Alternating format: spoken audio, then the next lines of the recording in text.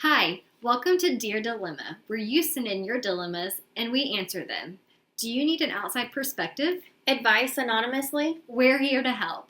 I'm Brooke. And I'm Hannah. And this is Dear Dilemma. Today's episode is brought to you by Urban Beauty. Urban Beauty offers spray tans, body waxing, professional makeup, brow services, and lashes. Make sure to follow them on Instagram. Their link is provided in the description below. After today's video, 2 lucky winners will win a brow tint and wax by the amazing Lindsay Taylor. In order to win today's giveaway, you must be following Urban Beauty on Instagram. And you must also like, comment, or subscribe to our YouTube channel today. Hopefully you'll win. May the odds be ever in your favor.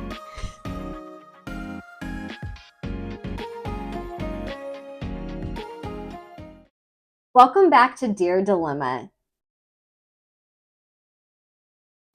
I've known this guy for a year now. He confessed his feelings to me around June. We've been seeing each other almost every day since then. It's going to be October and he hasn't asked me to be his girlfriend.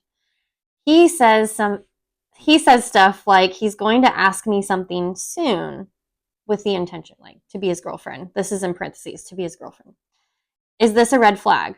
Should I be waiting this long? So June to October. But they've known each other for a year. I was going to say, you've known each other for a year. So maybe like friends. Friends first. Kind of the talking stage for 4 months now. And he's planning on asking you. I'm not going to say it's a red flag. I'm going to give it an orange. I like that. Because, here's my reasons. 1, he's either got something planned and he's trying to figure out how to make it work because he wants to be really cute. Mm-hmm. Or he's scared that you guys have, sounds like, been in the friend zone, you're trying to talk, and he doesn't want to ruin that. Or he's got something else going on and could have a backup plan. He may be talking to other girls. Maybe. Not saying I like your first orange. Yeah, I like your first 2 suggestions too, because I think when you've been friends with somebody or known somebody for that long, you might be dragging your feet a little bit more because you're nervous that it could totally ruin the friendship. Yeah. And they say, relationships that start out as friends first are usually good, end up in like good relationships, or maybe some people want that. But then there is that, the other side of it too, where he may be feeling that, well, if I ask you to be my girlfriend and it doesn't work out, then I'm not only losing you as a relationship partner and a relationship, like boyfriend, girlfriend, but I'm also possibly losing you as a friend. Yeah. So he may be battling his own. You know what my other question is too, reading this again? Did she confess her feelings back? Because it just says that he confessed his feelings. But I kind of wonder if you made it, whoever this girl is, if you made it evident that you liked him back, because maybe he confessed his feelings and you're kind of like, yeah. And you're expecting him to ask you to be his girlfriend, but then if you haven't actually those feelings back or like verbalized it, then he could be scared. He could be nervous. Like, I just blabbed all this stuff out how I feel about you. You didn't say anything back. That's just an assumption. We don't know how this conversation will go. This is just a scenario we're throwing out there. Then he could be scared. Where I'm saying like, okay, maybe she's not feeling it like I am. Yeah. Because by 4 months, you should know what you want. You should know, like, okay, I really like this person. I want to commit and be in a relationship, or nah, they're not my person. I'd rather just stay friends and continue on. Absolutely. So, and if you guys have known each other that long, plus then the 4 months of hanging out like so consistently, off and on, that's why I'm saying orange. My other question would be, what time of the day are they hanging out? If he's spending time with you only during the day and he's always busy at night, that's a red flag. That's a red flag. That Absolutely. means like weekends included, during the week, weekends include, like he's clearly got something else going on. He's having his cake and he's eating it too. Because it sounds like maybe possibly you are more like committed. Maybe? You're not talking to anyone else. Like it is just like, What do they say on Love Island? We're closed off, or Oh, how yeah, do they say yeah. it? Coupled up. We're Yeah. coupled up. We're closed off, which means you're not talking to anybody else. You are Mhm. committed to that person.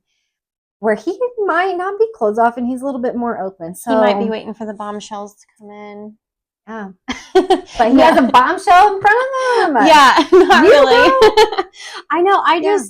I feel like there could be a lot of different scenarios going on. That's why it's hard sometimes Mhm. in the position that we're in Yeah. because we don't have all the details. So Yeah. we're definitely making some assumptions on this We're scenario. getting different scenarios, maybe hoping one of those line up to what your Yes. Hopefully one of other those side will of help this you with details your we don't advice. know. Yeah. But here's our advice.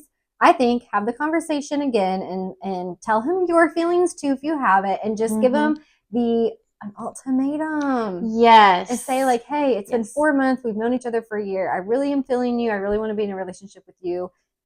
Like, do you want to we be need to friends lock or do you want to in. be closed off? Or yes, closed off, locked in. I'm trying to be Facebook official. Or are you not feeling this because I want to know and I don't want to waste my time? So give them the ultimatum. I think that's and then let us know what happens because Yes. we're curious to see how the follow-up Yeah, goes. I kind of hope that it's one of the scenarios as far as like maybe she didn't make her feelings super evident and maybe they end up together.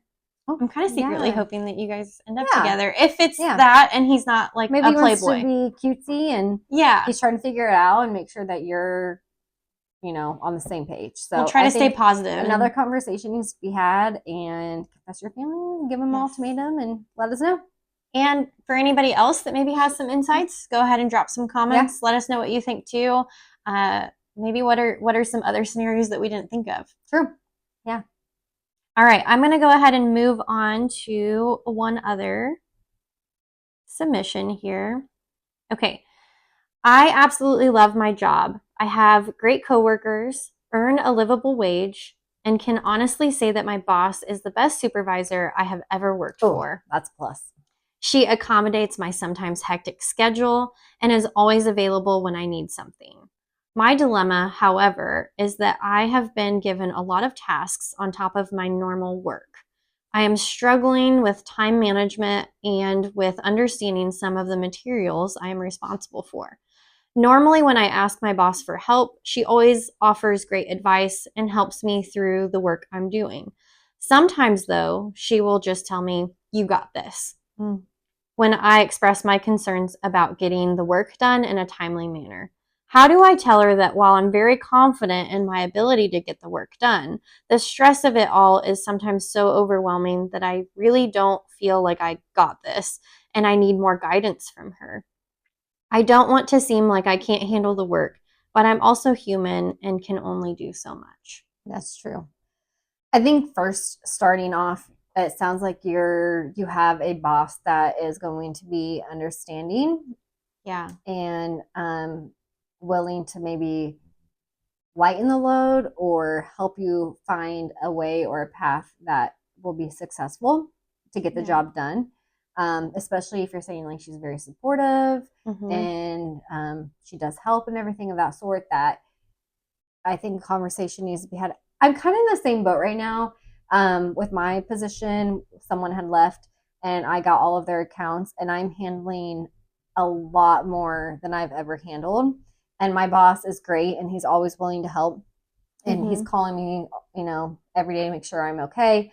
But you don't want to let them down. You want them to know, like, okay, you're giving me all this for a reason. I don't want to, cry for help. But it's not always a cry for help saying like, oh no, I can't handle this. Like, it's a, hey, can you help me find a better way to navigate this?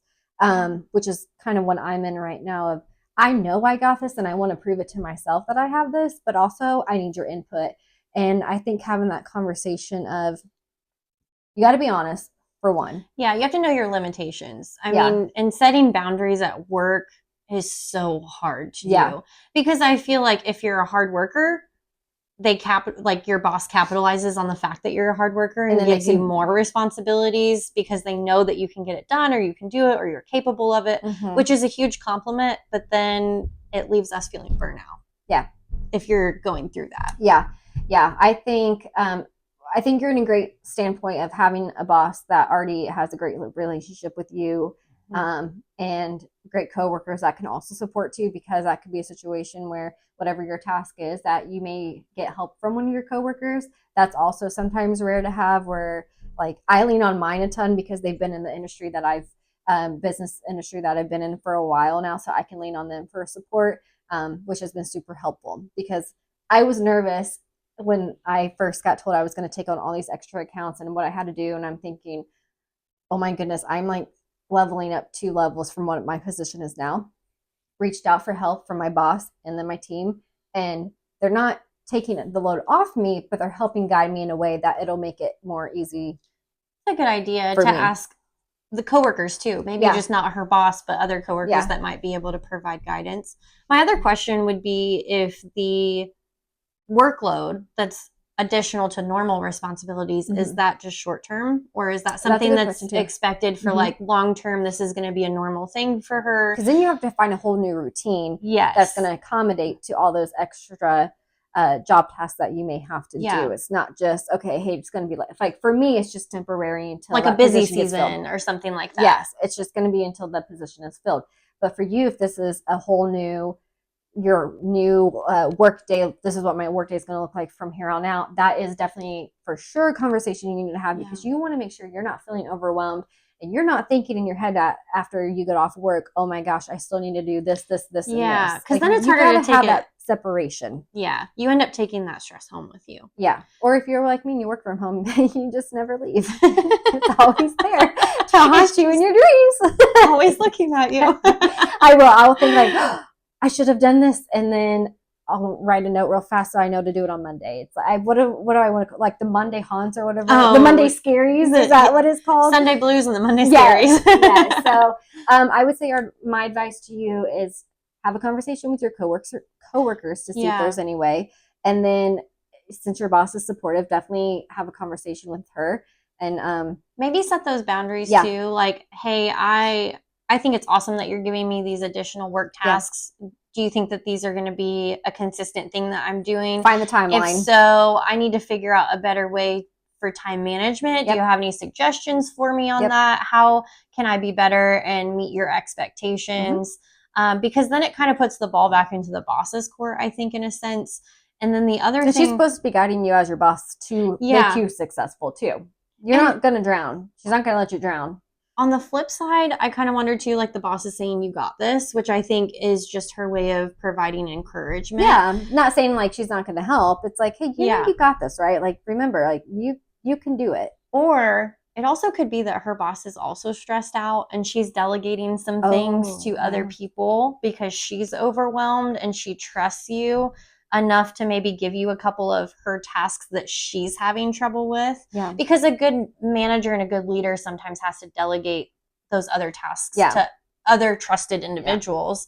And I kind of wonder if it's the boss going like, shoot, I'm doing my best too. Like, you got this. Yeah, that's true. Like, trying to also talk herself up. Like, she doesn't know what else to maybe tell you about it. Well, and if you're worried too of having that conversation of, I don't want to seem like I can't do it because I know that I can, you'll feel better once you do have that conversation with her, because then you guys are both on the same page of, here's the plan, here's a strategy that's going to work for both of you, and you'll feel better once you have that conversation. I think so too.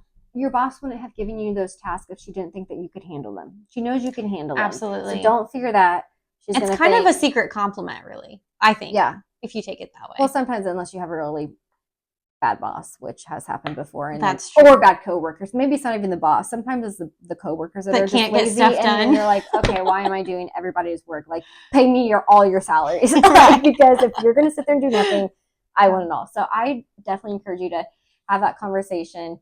Especially sounds like you have a good working relationship too. So, and the other thing, I actually also kind of went through something similar at work recently, where I was kind of trusted to do some additional responsibilities. And at first it was like quarterly, then it was monthly, then it was bi-weekly, then it was weekly. And I was like, okay, this is like a lot, and I kind of got burnt out. I was like, when I signed up, I didn't know it was going to be that much. So I did have just a good conversation with my boss about it. And I was like, hey, I'm not saying I don't want to do it anymore at all. It's Yeah. just that I need some additional help.